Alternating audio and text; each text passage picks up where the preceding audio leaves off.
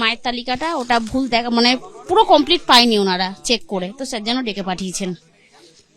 না, ওটা আমার মায়ের নাম ছিল।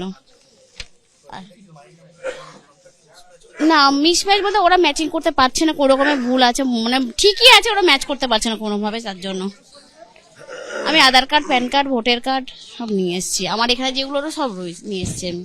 না 2002 সালে, তো সেই জন্য আসতে হয়েছে।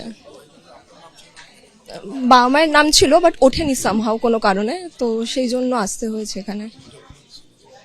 আধার কার্ড আছে, ভোটার কার্ড আছে, দেন প্যান কার্ড আছে, আর আমার 10-12 এর সার্টিফিকেট আছে, মার্কশিট, তারপরে সেগুলো অ্যাডমিট, রেজিস্ট্রেশন, এগুলোই আনতে বলেছিল।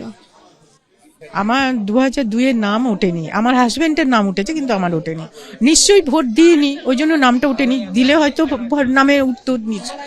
আর দ্বিতীয়ত হচ্ছে আমার এই বিলো ফর্ম জমা দেওয়ার পর আমার নাম উঠেছে, কিন্তু হিয়ারিং এ ডেকেছে, এটা একটা টেনশনের মধ্যে আছি। কেন?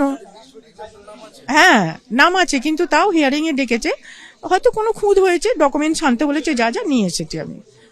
বাবা মায়ের ডেথ সার্টিফিকেট, হাজবেন্ডের ডেথ সার্টিফিকেট, আমার Aadhaar card, voter card, PAN card, সব কিছু এনেছি, গ্যাসের বিল, তারপরে ব্যাংকের বই সবই এনেছি। হ্যাঁ হ্যাঁ, আমার আমার নেই।